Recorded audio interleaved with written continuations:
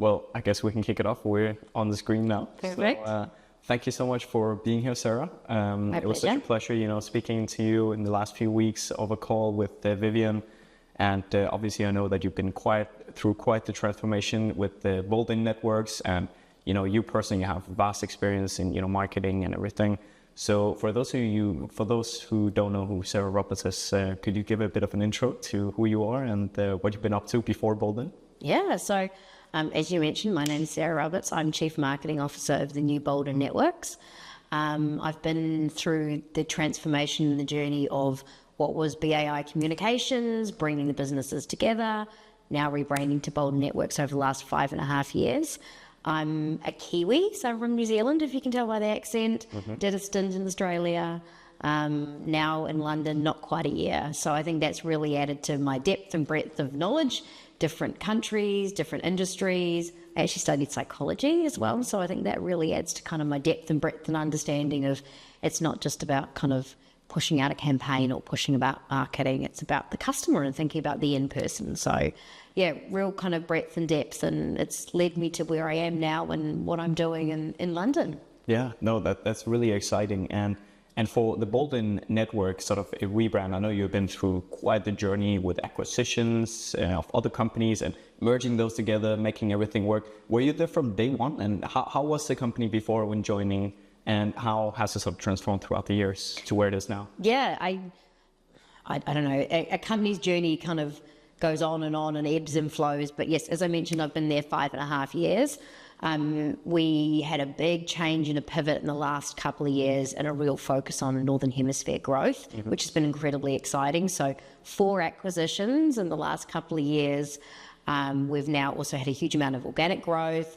We're now in Italy. So it was kind of that opportune time to go, where do we want to go as a business? And then how does our purpose and our brand help us kind of head in that direction? So it's been incredibly exciting times. And how was your approach to, from, day dot to, understanding how to position the brand in such a way and merging those together?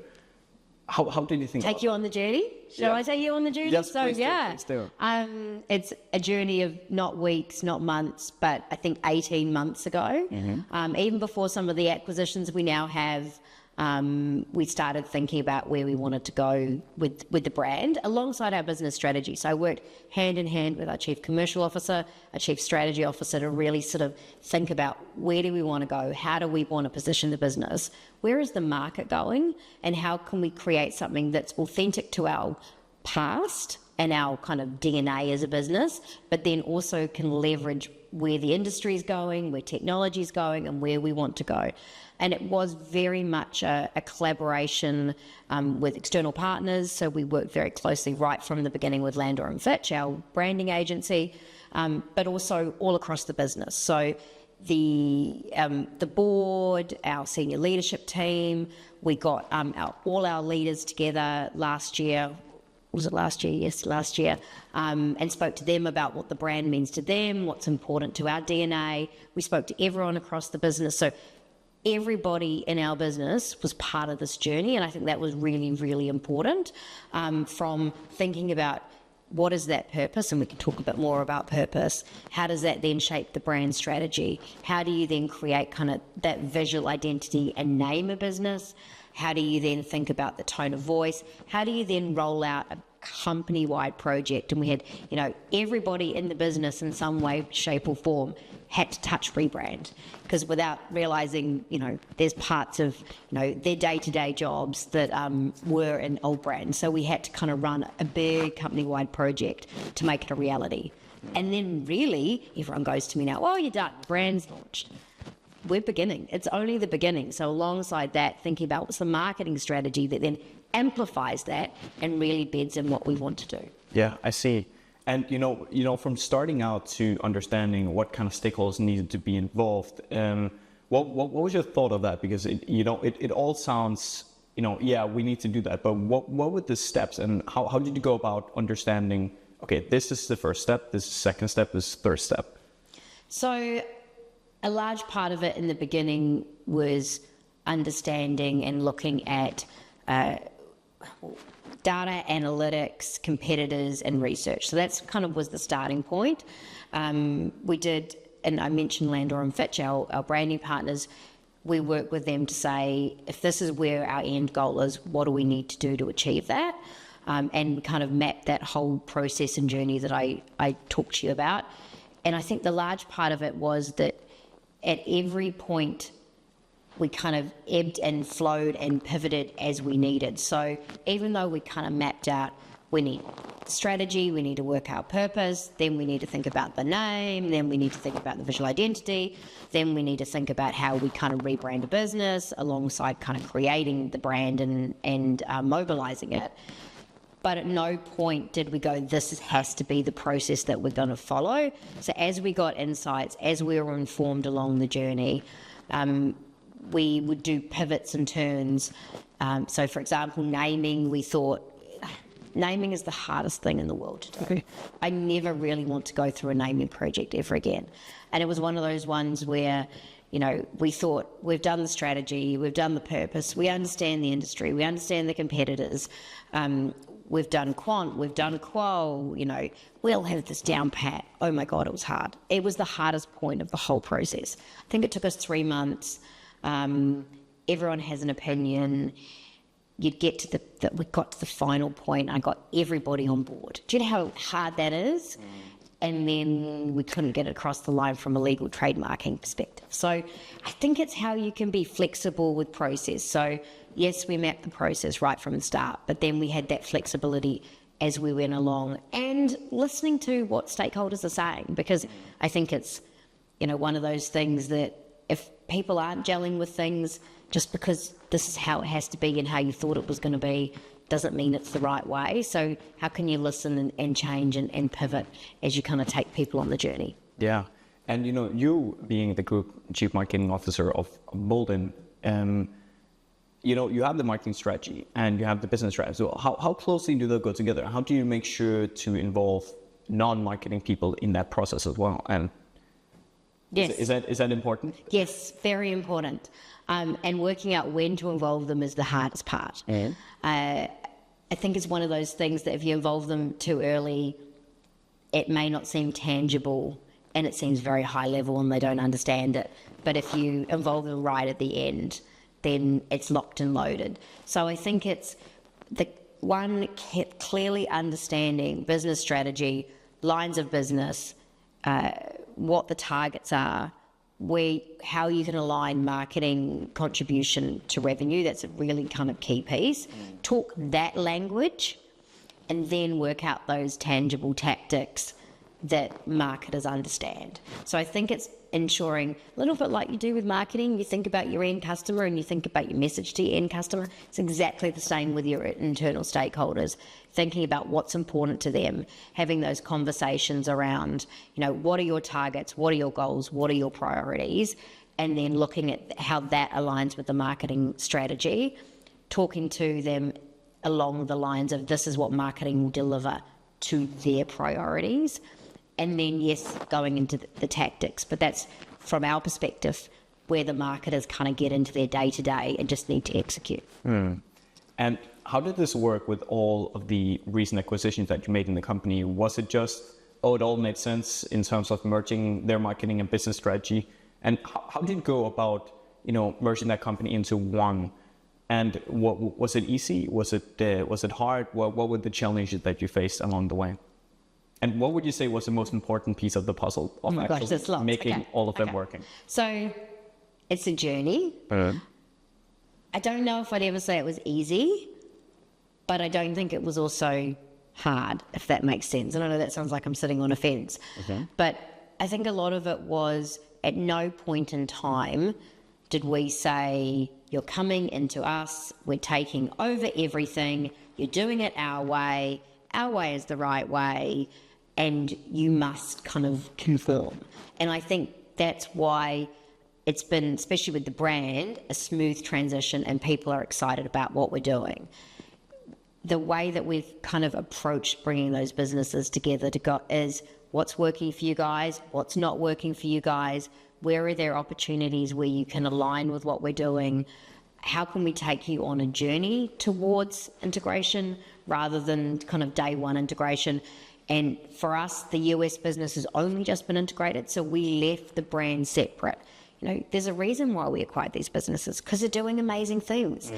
There's no point going in and going, but we know better. Then why are we acquiring them? So we left them, we learned about their businesses and what they did, and then have brought all that awesome stuff into our business. And that was the same as with how we set up our brand strategy. Our brand strategy and Boldyn is amazing because we didn't just go, this is what we think the future will be, and throw the baby out with the bathwater and create something new.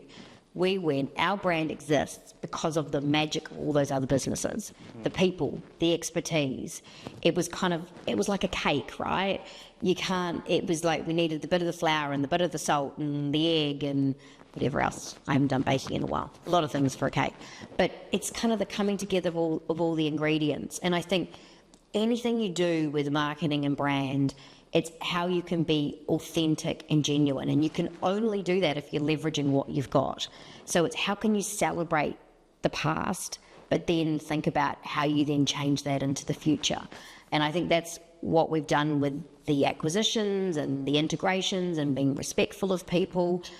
I was really, in a nice way, was really surprised how much the business has embraced Boldyn Networks.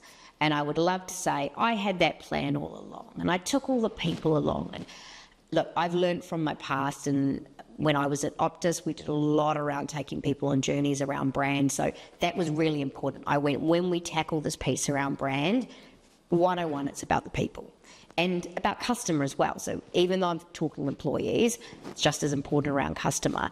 But I think that's why people are so excited. I was so surprised at how excited everyone is. Oh my God, I'm Boldyn Networks, make everything the Boldyn Viva Magenta. I want this. Just huge amount of excitement because we took them on the journey and we didn't say you have to lose who you are. We said, we want who you are. Please bring that into this amazing business and culture that we have. And with what you bring, we can be even more special. And that's really, really, really important. And I'm very proud of what me and my team have achieved in regards to that. Yeah, I mean, it's really interesting. And, we also briefly touched upon it previously. It's, the culture is at core. And especially when you're rebranding a company in such a big transformation as Boldyn, which is one of the biggest in the telecoms industry. I haven't seen a bigger one so far. We're one of the largest neutral host providers in the industry. Yes. Yeah, and having gone through that decision, which is it's kind of an old legacy industry, right? And your sort of vision with the brand. My question is therefore, how do you take all these companies, take all the people who are there, and then align them on that common vision, on the culture that you want to instill, on the brand or the values? How do you do it? What's the process there? How do you do it? Well, doesn't have to be exact, but yeah. No. So I think there's two key things. So one, I talked about authenticity. That is really, really important. Not trying to make people something they're not, but celebrating what's amazing about them and bringing that together. I think the other thing is, and it's, I don't know, feels like a boring word, but it's like 101 and to make this work is communication. Like throughout this journey, no one was ever surprised around what we were doing. Yes, right at the beginning, we were mainly talking to the senior leaders, and we were talking to, the board and our shareholders. But as soon as we kind of made that decision that we were going to be a new brand, even before we decided what we were called and went on the horrible naming journey, we told people. There was no surprises. I think transparency, authenticity, really, really important, aligned with communication. So people felt part of it. They were excited by it. As soon as you surprise people or make them feel like something's been done to them, they're automatically going to put a wall up. So for them to feel like they were doing it, it was for them, they all had a role in it. We created a whole program of change agents on the ground in all the businesses. So again, it wasn't group corporate doing this to the guys on the ground. We worked with the people and culture team hand in hand and created a program of change agents that still exists now. So new projects that we're rolling out, we've got people from all walks of life, all over the business, that meet fortnightly to understand what are the key projects, what information do I need to know, what do I need to mobilise, what are the conversations I need to be having on the ground, because you can't just dictate from the top. You need to be talking at all levels throughout the business. So that was really important as well to kind of drive that culture change. And, the leadership buying into it, again, at all points in our decision around brand, the executive team, we were making it together. We were sitting in a room and going, is this what we want to say? We were debating it. There's a lot of debate on purpose. We're debating it, agreeing it, looking at, what the research was saying, what stakeholders were saying, and then saying, are we all in agreement? There was no, this is just being done to us. So people build it, then they own it, and then they live it. And, our people are the biggest advocates we have for our brand. So getting them to buy into it was incredibly important. Yeah. And, I can imagine it's such a big challenge. Like we speak to a lot of companies already, and it's those who are trying to make that transition of an old industry to a newer one. And what we get a question, or what we have identified as a pain point, is you're the CMO who decides on the marketing strategy, and they're trying to get buy-in across the board, right? Or if you're just below the CMO, you're also trying to persuade the CMO to, get the initiatives going and activated. So would you say it's actually just about communicating? It's about just aligning with all the stakeholders and being very upfront with the communication to get buy-in in terms of new marketing initiatives? Or how would you say, industries or CMOs who are in that position where they want to get that rebranding across, they want to get that new initiative across in marketing, and they just can't quite seem to get everybody involved in that and can't quite seem to push through in their company? So, and it goes back to the other point I said, it's understanding your audience and then targeting what you're trying to do at their priorities and pain points. So for us, we were very lucky that there's a huge amount of growth that the business wanted to do, and they knew they needed to bring the businesses together. So we could kind of pinpoint that was the priority and then build the strategy off the back of that. But yes, it's communication, taking people on a journey, understanding their wants and needs. Exactly the same. So marketers have an amazing ability to do it already, because that's how they market to their customer. So if you can flip that around and think about it in terms of, I don't want to say marketing to your stakeholders, but effectively it's some of those same kind of key skills, thinking about that end person and what they're trying to do, and really aligning your strategies with that. That doesn't mean it's easy, right? Absolutely not. And businesses change and stakeholders go, and you thought you had a key stakeholder that was aligned to you, and then they get moved into a different space of the business. But I think it's building out that network, and not just at the executive level. It's all throughout the whole business. And why I've always loved marketing is because you get to have conversations and build relationships and influence all parts of the business. So yes, I have a great relationship with the executive team, but I have a great relationship with all their direct reports and their direct reports. And it's working in and building that network, so that it may be that you have an executive that goes, don't quite agree with that. Well, you then may have a couple of people in their team that can help fight your case. So I think it's kind of thinking about your networking and your sphere of influence and really making that work. Yeah, that makes sense. Speaking a bit about, Boldyn as a company and, the tactics more and so. I mean, is there still a thing that's called, demand generation? And is there still a thing called, account-based marketing on your approach? Yeah. Could you elaborate a bit more about, how I can imagine the contracts that you have. I mean, it's massive deals, right? And it's very, very long-term contracts. How do you go about marketing to them? How do you actually go and get such a valuable account for you? Relationships. Yeah. So, but all those words you're using, they still exist. Okay. And the way that we've framed up our marketing strategy. So, we're marketers, right? We love a diagram and a model. Yeah. So, we think about from the outside, and the big sphere around is the brand building. So at the end of the day, there's making sure people know who we are, understand what we do, and understand that credibility angle. And then we think about it from you've got the usual funnel, And then I also think the big part of it that I'm not sure B2B people think about it directly, I think B2C get it, is this influencer space. So when we're thinking about those big customers, yes, we're thinking about lead generation, ABM, we're thinking about prospect and top of funnel marketing right through to when they're a customer and how do you manage customer marketing off the back of that. But the big piece that I think the industry from a B2B marketing perspective needs to get better at is this influencer space, which, you know, we think of as government relations, we think of analysts, we think of media, which I think everybody does in kind of silos, but it really is as the B2C industry thinks about kind of influencers. So, you know, our model with our funnel now has a full flow in around influencers, and we're thinking about how that then impacts those deals and those contracts, because there are people that will sign the deal, but there are a hell of a lot of people around them that influence those spheres.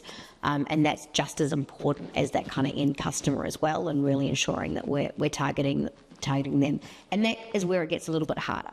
You know, that's your media and your analysts and your government, and, you know, people maybe in businesses that you're not directly thinking of as end customer. So, you know, and you can end up then with these big, huge ecosystems, which are really important, and then prioritising where in the ecosystem you need to target, which is where we focus quite a lot of attention. Yeah, I see. That makes sense. And from, you know, from start to where you're now, how have those marketing tactics evolved? Were you aware of that to start with? Yes, I think, I don't know if our strategy is changed. I think we've just, as a business, evolved, and we've got more opportunity from, you know, bringing in different businesses, different verticals. We can now bring together our whole kind of product and solution offering we couldn't do before. So it's more that we've can talk about more and tell a kind of a wider story, which we need to do kind of from a marketing perspective. You know, alongside doing the brand piece, we've done a lot of work with all the regional marketing guys to work out what is that 3 to 5 year vision for marketing, and then what's the strategy under that, and then how can we ebb and flow our approach based on what's happening in markets, what's happening in the industry. I think it's an interesting piece is the marketers that we kind of align, we treat as around where's the long-term focus and the short-term focus, and where should your priorities be. I'm a big believer you need both. You know, you need to be showing back that revenue contribution. You need to be really not just the support function, but really showing, you know, that we're driving growth in the business, but you also need to be thinking long term. And that can be hard, right? Because the numbers aren't right this month, so everyone wants to jump on board, and that means that the longer term brand building work doesn't always get as much priority. But I think as a CMO, even if my team are kind of get focused in on the short-term pieces, it's my responsibility to be always true to that long-term vision and where we want to go. And from a short-term perspective, always looking at if we can have that always-on approach, then that ladders up to that longer-term vision as well. And this also goes a bit into what you mentioned. I think you wrote it on LinkedIn, or we talked about it, but the marketing generation or revenue plan for the next 5 years, right? Yeah. That exactly that. And having that balance of the long term and the short term, even when maybe the business strategy is more, you know, fin year, you know, by fin year, but then thinking what's that longer term piece. I mean, I'm also very lucky because we've got shareholders that take a very long term view of kind of our business and the industry. We sign very long contracts, and that's kind of our model. So I do have that luxury compared to some other businesses I would have been in the past. But I think it's really important. You've got to balance the short term with the long term and not get sucked into only looking at the short term, because if you build the long term, then the short term, yes, it works for now, but the results of the long term will impact the short term in a couple of years' time as well. Mm-hmm. I see. And I'd love for you to elaborate a bit more about the marketing teams. Yes. And in terms of what your whole thought process is, how you start from, you know, day one from hiring to what's the next reasonable hire you need to do, what do you look for in a marketing candidate, and how does your ideal marketing team look like, and what was your approach at Boldyn of building that out? Yeah. I don't know if there's an ideal. I'll say that right now. I'm a big believer in you need to, one, think about where the business is going and also where the market's going and grow a team proportionate to the size of the business. I think there's a little bit of a danger at the moment. There's people going in and scaling up too fast into a business. So when I started 5.5 years ago, I think it was me and one other person. So I've built over the last 5 years the marketing function, and I would love to have probably done it a lot faster, but I've learnt patience. So this business has taught me patience because, we kind of look at what the key priorities are, see where the growth is, see what we actually need, test and learn, and then look to kind of grow and morph the team. In terms of what I look for, I think the thing I look for the most is new ideas and difference. I'm a big believer that I do not want a team of people from telco because they're just going to do exactly what everybody else in telco does. I want people from B2B, B2C, different industries, different thinking. Like, the main thing I can create that is going to help us is difference in experience, difference kind of in terms of diversity. I've got, some of my team in the US, I've got some of my team in the UK. I think that's really, really important to have that kind of variation of experience and ideas. I think the more you can learn from other businesses outside of your industry, the better. And even when we were looking at the brand work, that was really, really important to me, that we didn't just go and create what everyone else was doing, because you're not going to get cut through, you're not going to get differentiation. That was really important, that you kind of doing that from how you position yourself. And then I do that in terms of how I build out my team. That's really important that you've got that diversity of thinking. And people that are going to challenge me too. I don't want people, I don't know everything. And I'll very openly say I don't know everything. And I love to be challenged. And I love to say, hey, I've seen this, or I've done this, or can we test this out? I think that's really, really important. I always tell my team, there's no such thing as a silly idea. There's no such thing as a silly question. We should be learning from each other, having discussion, testing stuff out. Look, it may not work, but that's okay. We'll learn something. You always, even from the things that don't work, you learn something. So I think that's really, really important. I think the other thing that, we get lost a little bit in the land of corporate and running so fast is that you have to remember the teams are people, and people need laughter and fun. So I think you've also got to think about that in terms of how you're building out your team and how you can create that environment. And that's really hard when, you're bringing together virtual teams. Like I've got a team in the US, and we can't just pop in and go, go-karting. My husband's out go-karting in the league with this team. We can't just magically do those things. So it's more how you can use your team meetings to bring people together. And yes, discussing the work thing and the ideas is really important, but what's going on in people's lives, and kind of creating that sense of community and belonging as a team, because that's really important. Everyone wants to belong. And I think work is such an important part of our lives. We spend so much time.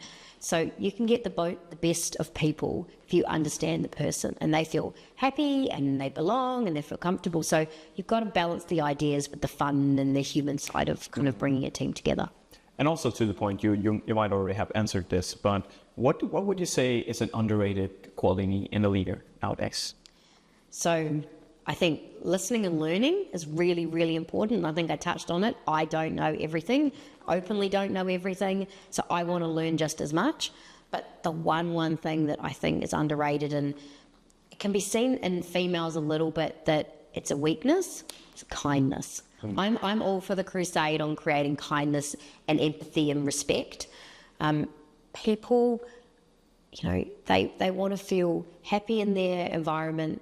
They do best when they're happy, and that, thinking about that end person, thinking about the people in your team, thinking about your customer, thinking about, even the CEO that you might be having a difficult time with. Why are we having a difficult time with them?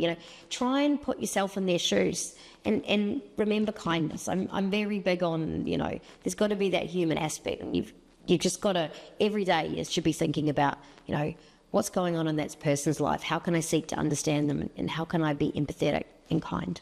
Yeah. Really important. Big believer. Yeah, that's quite cool. So let's take the intermission now, just so we can go. And so great. I like your nails as well. They're on brand. Did you know that? They're on my brand. Oh yeah, Boldyn. You could get them sponsored. Yeah. Keep on being asked whether it's for the body from here. Oh. No, I did it because we're talking to Boldyn Networks today. Exactly. Yeah, that's what we'll do. So yeah, shifting the focus a bit from what you have done and where you currently are. So future projections. Obviously, nobody knows where all the AI changes, all the tech changes that are happening. It's hard to predict, right? But I'm still super curious to hear about your personal sort of vision in terms of how you manage to stay endure or up to date with the market changes, and in this relation also where you see Boldyn is headed in the next few years. So yeah, I agree with you. I think you can't predict the future. Everyone goes, what's going to be the latest kind of thing? And I'm always like, well, do we actually really know? I think we're very lucky that we're in the technology industry, so we're always keeping an eye on what's happening with technology. And even when we did the brand, for us thinking about how we could create something for the future, we made that decision to include AI-generated imagery as part of the visual identity. It's not the be-all and end-all, because I think, that's putting all your eggs in one basket. You don't know where it's going to go, but we did look at that. And with the idea that AI, I'm sure, will take some shape or form in the future, and we wanted to ensure as a technology brand we were using technology to create our identity. And on top of that as well, it meant that we could think about, scalability and change and pivot rather than it just being something that was only in the here and now. So I think that was kind of a deliberate kind of idea. I think at the end of the day, there's lots of things that could happen with technology. I definitely think that AI and kind of that piece will grow and ebb and flow, and who knows where we'll be in 10 years. But marketing and even our industry is about people. So regardless of technology and trends, it's always going to be about marketing to a person. Well, I hope so. Maybe. I reckon in the next at least 10 years, it will still be marketing to a person. There's still a person at the other end. So if I think about all the trends and everything that's been talked about over the last 10 years, I don't think any of it changes from the fact that you need to understand your customer and you need to think about what they do, and you need to think about how you talk to them and how you communicate with them. And it might be that the technology slightly changes as to how you communicate with them.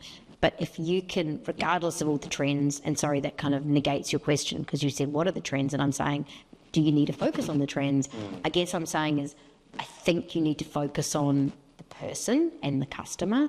And then, yes, there may be ways that things slightly change, but always keep at the heart of what you're doing. And that's the same for our business. So we created a purpose for our business that is around unlocking the power of an interconnected future, with an idea around that's about people. It's about connecting people, because whatever happens, technology is going to ebb and flow, but it's about connecting people. And the idea around interconnections is it's a two-way connection. And interestingly, when I created that purpose, and I'm going to go off tangent now because I can. Please do. When I created that purpose, I got challenged. Interconnections doesn't exist. No, they just connect. I said, yeah, but if you just connect, that's one way to one way. Interconnections is two-way, right? So you're already creating a whole network, and you're thinking about, how I connect with you and then you connect with someone else, or you connect back with me. So you've got this idea of kind of interconnections and people. So when we created that purpose, regardless of what the trend is, our purpose will stay with us as a business for the next 10 years. So again, I've negated your question, but I guess I'm saying that think about trends, take them a little bit with a grain of salt, but keep at the heart the customer, keep at the heart the person. That's how we created our purpose. It's about connecting people. That's what's important to our business as Boldyn Networks. Yes, technology is going to change. Yes, how we potentially deliver to our customer's customer will change. But we're focused on that end person. We're focused on bridging the digital divide. We're focused on enabling those smart cities. And yes, it's so business can grow, but it's so people can connect. So I think it's whatever the trend is happening, it's about the person. Now, having said that, I love to learn lots still. So there we go. LinkedIn, events. I like arming my people and making sure that they're learning just as much as me, having conversations, and having conversations not just in your own sphere. So again, it goes back to what I was saying about kind of creating a dynamic team. I like to bring new ideas in, not just from my industry. So yes, I'm keeping up on what's happening in my industry, but from my perspective, I love attending more of the B2C marketing events more than the B2B ones, because the B2B ones are doing it how it is now. I like to go see how they're doing it over the fence and poach the ideas, right? How can you think about what they're doing but translate it into B2B? And then you can even take that further. How can you think about other industries and what they're doing and translate, their learnings and things they're trialing into the B2B space? So I think biggest advice around trends is don't just stay in your lane. Like, try and think outside of your sphere. Chief, for example, I'll give them the plug here that we're in their amazing headquarters today. But that's about, learning from other females. And they're from all walks of life and all industries, not just marketing. So, bringing people together that you can learn from, whether, they're in legal or finance or thinking about business growth or thinking about people and culture. How can we take some of those ideas and then bring them through into the B2B marketing space as well? So I think main advice, don't just stay in your lane, try and learn from all others and then think about how you can translate it into the marketing space that you're in. Yeah. And it's so interesting, also with the B2B, it's not so much B2B, it's more business to human, right? Yeah. In the sense that That's my favorite phrase, as you know. You're not talking about business that are doing business. Like underneath there are people that people are emotional, people are irrational, and they like to act as people they trust, right? So it's a trust building again. And to this, I'd love for you to hear a bit about, the branding aspect of Boldyn again. And in terms of what were you thinking of establishing that brand? Because brand essentially is the association that some people have to certain things. So you have Apple, Amazon, Google, there's certain association, right? What kind of association would you want to have in Boldyn when, on a big billboard, I drive in the highway and I see Boldyn Networks? What should go through my mind when seeing that? So I don't know if we'd ever do a big billboard, but that's just So for us, the whole kind of underpinning and also even our name was this idea of kind of doing things differently and being bold and dynamic and innovative. So the wonderful thing about also buying these smaller businesses is there was a fantastic entrepreneurial spirit. And we really kind of wanted to harness that in the brand. And it's probably why it's been embraced so fantastically in the business, because everyone goes, yeah, that's me. Everyone loves this idea of being bold and dynamic and doing things differently.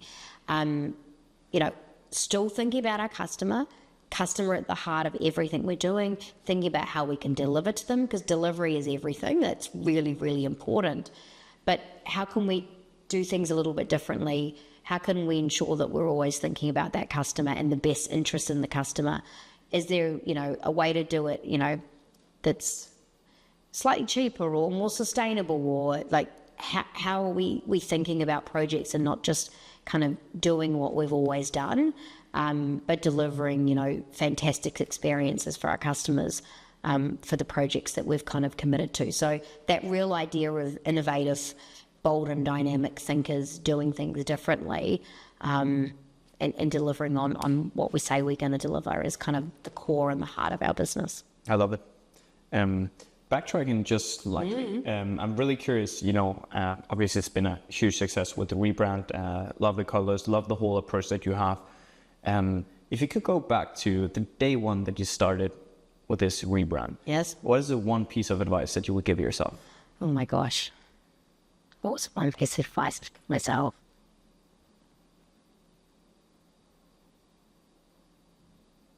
Patience, maybe? I think patience, keep smiling your face, even when it's really hard.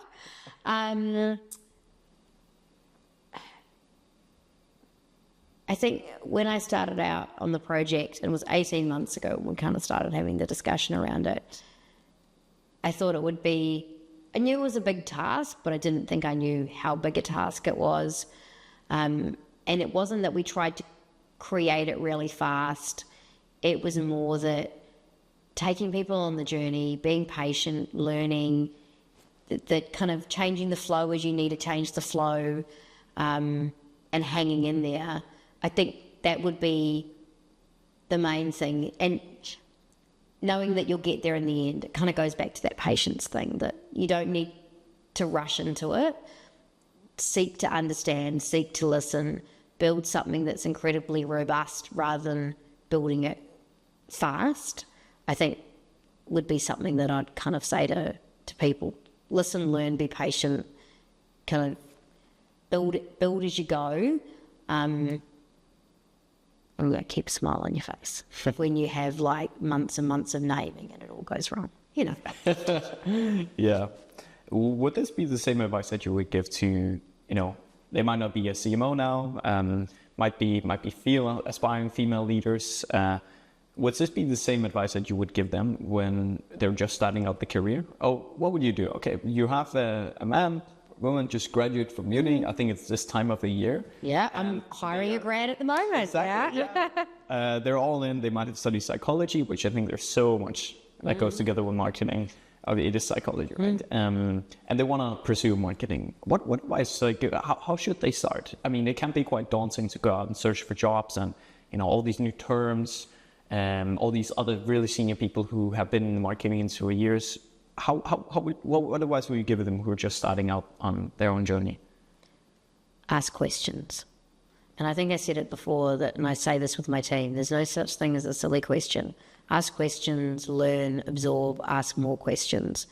No one you ever will approach will say, I'm not interested or I don't want to give you an answer. You'll find that most people, senior marketers, senior executives, if someone actually makes the effort to reach out to them, they'll stop, they'll listen, they'll offer advice, they'll give guidance.